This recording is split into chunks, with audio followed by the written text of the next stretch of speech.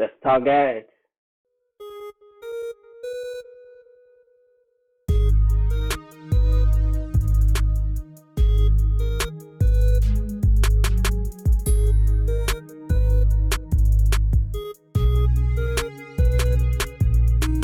So what up, guys? Welcome to the podcast. This is a new podcast, and I would have been here week one, but I'm having camera issues, so we got to do what we got to do, right?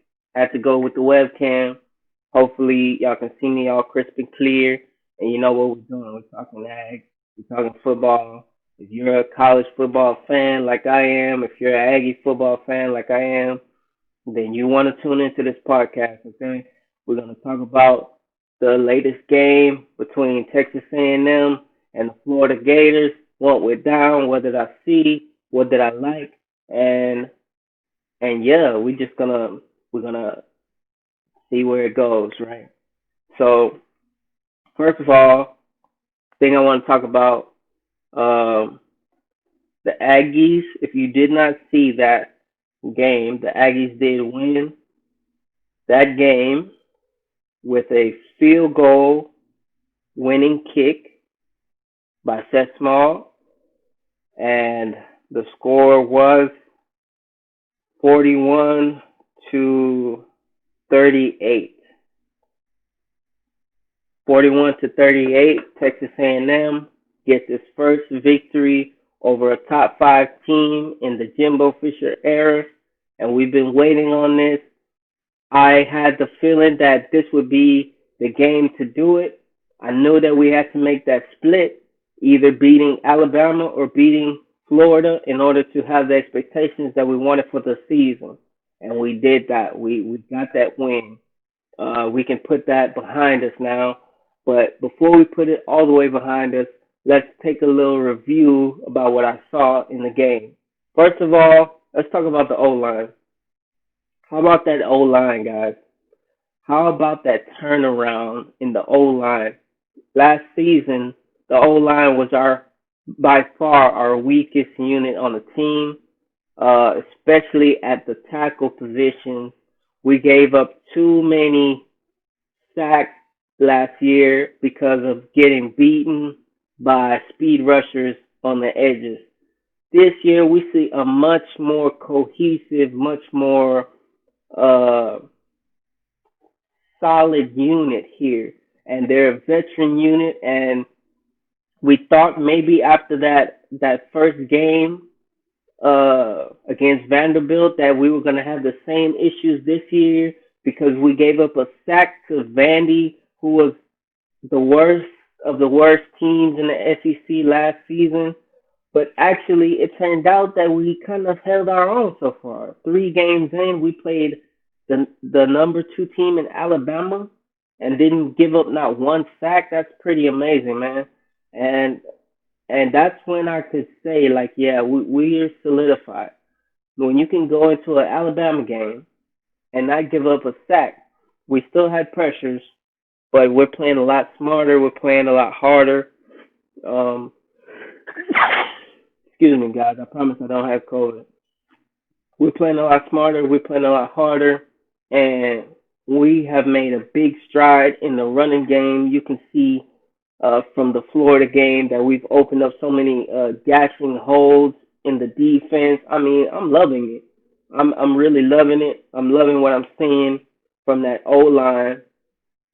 We're getting help, which is the main key, I believe. We're getting a lot more help, especially with these two running back sets, being able to split out uh, Spiller or Anaya Smith out and still get a chip block with the tight end. I believe our system this year is working a lot better for us more than so much the offensive line itself being that much better. They have improved, but I believe it's part of Jimbo's system having more chips by the running back. Sometimes you get two chips by the one by the running back, one by the tight end, and freeing up, giving Kellen time to get through his reads and progressions down the field. It's working well so far. Um, Speaking of Kellen Mond, what a game that Kellen Mond had. We've been waiting for this from him for the past 2 years now. He showed moments of genius and brightness in the past years with his his his comeback uh, almost victory against Clemson.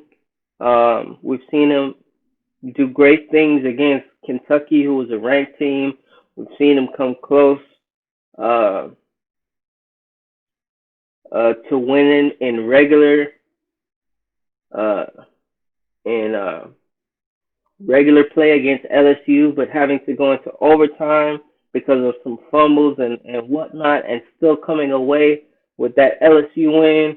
I mean, we've seen flashes, guys, but actually, this game, I felt like Kellen Mond actually put it all together, and he was able to execute Jimbo's offense uh, to the best that I've seen him play in his career at Texas A&M. I have to say this was by far his most accurate, his best game. He still had a few shots that were overthrown, um, that could have been big gains had he hit it. The one that comes to mind for me was the corner shot to Anaya Smith, who had beat the corner and the safety to uh, the left sideline, and had he made that connection, it would have been first and goal. But I believe we ended up scoring on that drive anyway. So, but yeah, there were still a few downfield shots that he way overthrew. I don't know if it was because of excitement or what, but he played his best game this game, and I gotta say,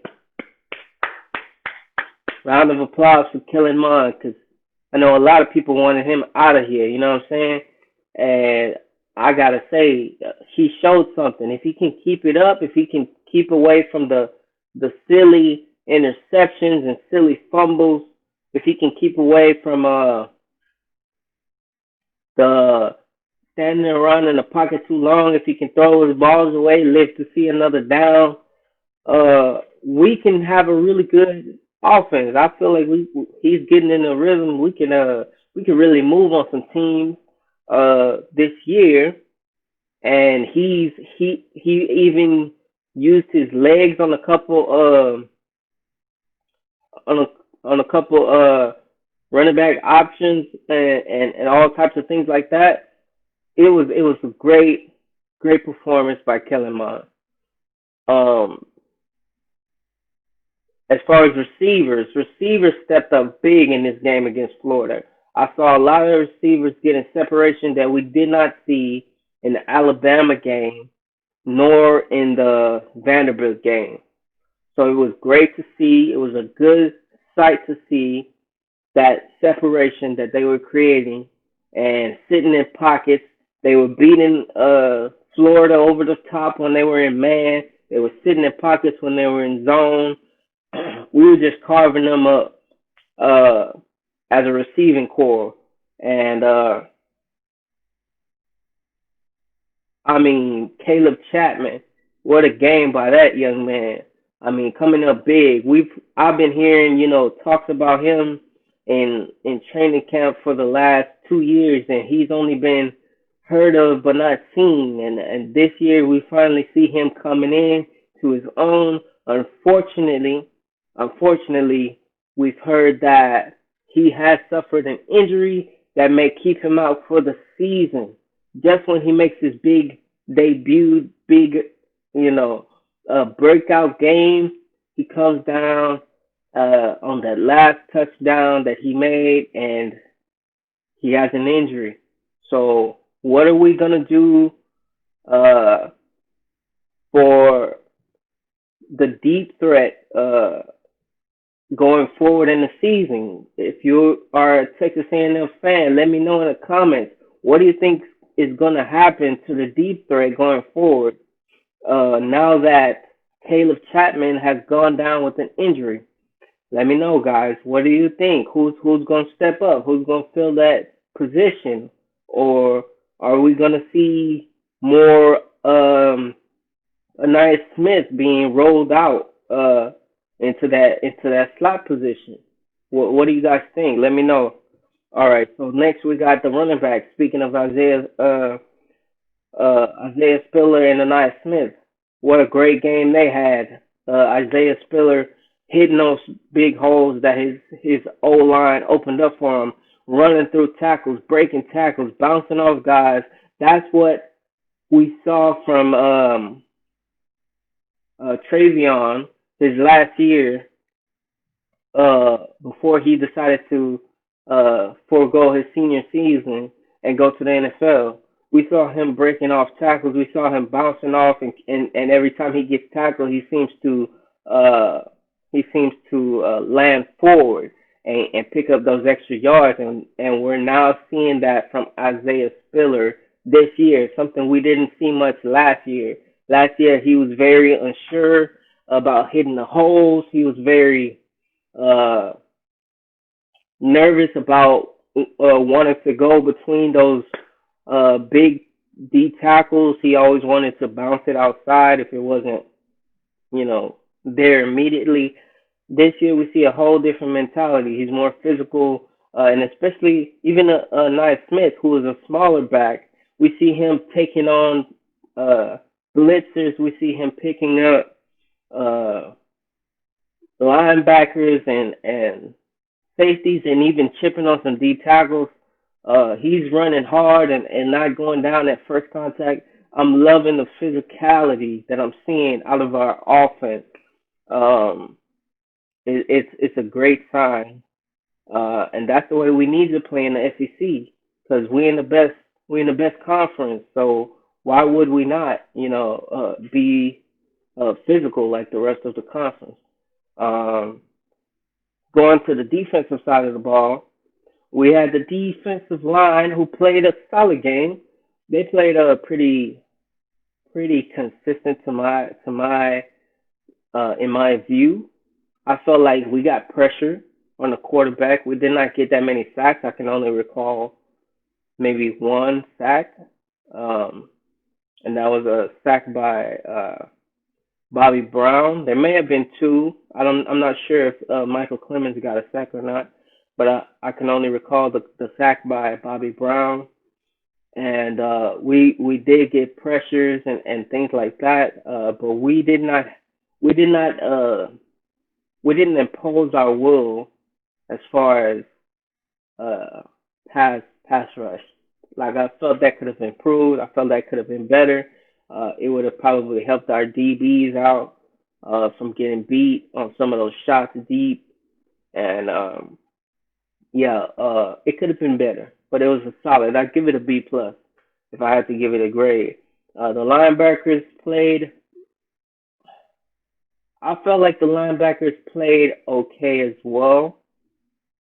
I didn't feel like it was a great performance on a lot of those rollouts that Florida was trying to do with their running backs, roll out the checkdowns and all those types of things. Anytime they did that, and Buddy Johnson was responsible for uh, that running back that was rolling out. Uh, he missed the tackle. Like he would get over there and he would try to make the tackle, and he missed the tackle. And they ran that play at least like three times, and twice out of those three times, I see him doing the same thing. He misses the tackle. He allows the defender to break the tackle. I think even Buddy, um, if Buddy, if you're watching this, you know that even in your press conference, you said that you didn't feel like you had your best game. You had a couple uh, broken tackles, and but you also had some big moments. You had some moments where you hit the hole that you were supposed to hit. You stood them up. You knocked them back. So I would say uh, 33. He was a little late on some of his assignments. Um, I believe that's Aaron Hansford. Yeah, he was a little late on some of his assignments. So overall, I would give the linebackers a B minus.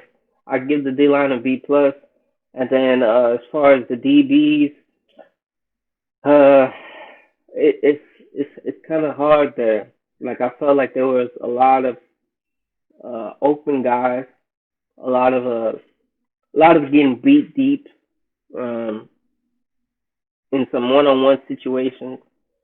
Uh, Even when we had some guys double coverage, when we had Pitts double covered in the end zone, he was still able to make a contested catch in between uh, our guys. I believe Miles Jones and uh, it might have been Leon O'Neal that was on coverage for that touchdown to Pitts in the end zone. Uh, you got to give credit to him. He's a great baller. He got some great route running ability, great hands, great speed for his size. So you got to give credit where credit is due for sure. But I felt like we could have played him. We could have played him better. I felt like Jalen Jones had a pretty decent game. He had a pass breakup that could have possibly been an interception. Um, but we didn't really see much out of that defense. I didn't feel like the other team felt scared or afraid or anything to let it loose, and that's something that we kind of had to build. I feel as a whole on the defensive side, we need a defensive identity that teams will fear us for, and that will give us an advantage when we're game planning. Like right now, I don't feel like we're we're particularly great at run stopping. I don't feel like we're particularly great at pass rushing or coverage in the back end. We have a talented D line. We have some solid linebackers, and uh we got some talented recruits in the DBs, but they're not coming together to have no type of identity. At least not yet. I hope we can get that fixed.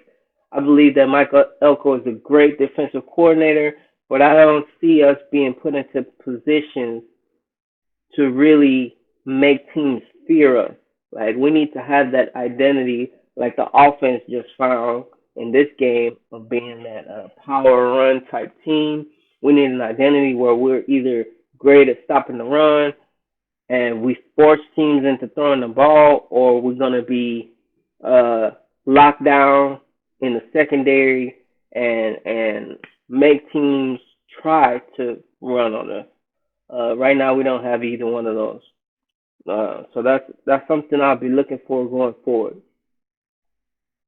Um, with all that said, it was a great win. Um, there was a lot of people, you know, hitting me up. A lot of Florida fans talking a lot of noise, saying how they was gonna blow us out. You know, saying how uh they was gonna you know beat us some crazy number like 50 something to 6 or all these crazy things like and we kind of see that it didn't go exactly how they thought it would, right? So I mean, don't sleep on Jimbo Fisher. Don't sleep on this Texas A&M team who is bringing in talent after talent every year since Jimbo has been here. I mean, we are at the precipice, if that's the right word. Don't judge me. We are at we are at the peak of where we go from being just a top 20 team to a top 10 team. And I believe in the next year or two, that we should be in the talk when you're talking about teams that could be in the playoff running. I believe in the next year or two that we will be competing for a playoff position, and you can mark my words on that. You know, in the next year or two, look for Texas A&M to be a household name. And if we're not, you come to my channel and you call me out on it. I'll be right here. But I really do believe that. I just want to say thank you guys for tuning in. I don't want to make this video any longer, but it was a great win by the Aggies. Great job by Kellen Mond. The offense was amazing. Defense held its own. Still some work to do as far as finding an identity. And I'll just say this: I feel like the way things are shaking up in the SEC, watching the LSU game, watching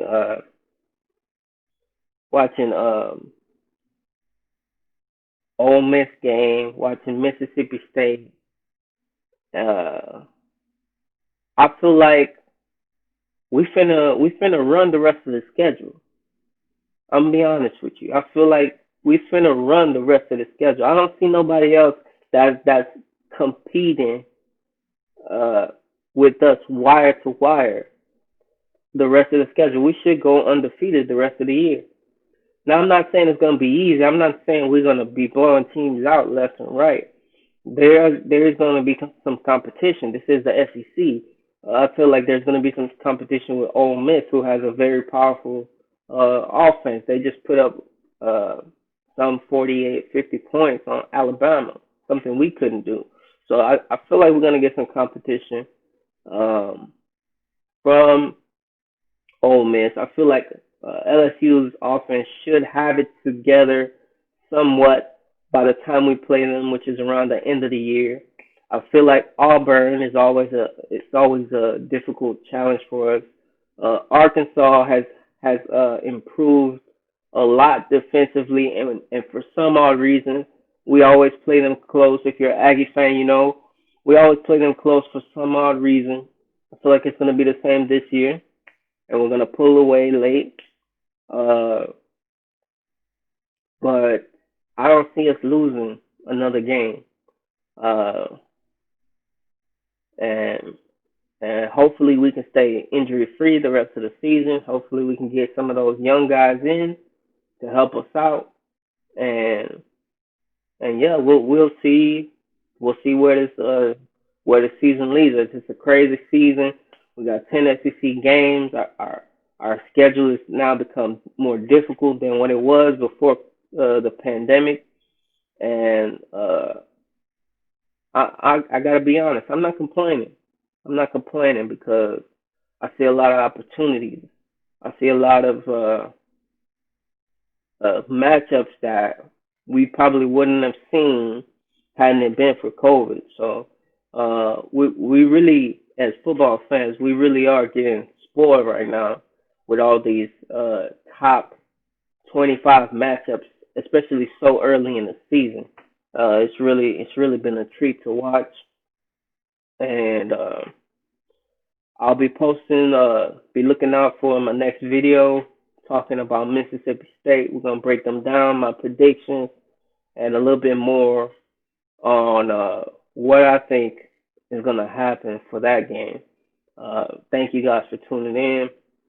Hope I didn't keep you too long. And this has been Let's Talk Aggies podcast, straight from Aggie Country.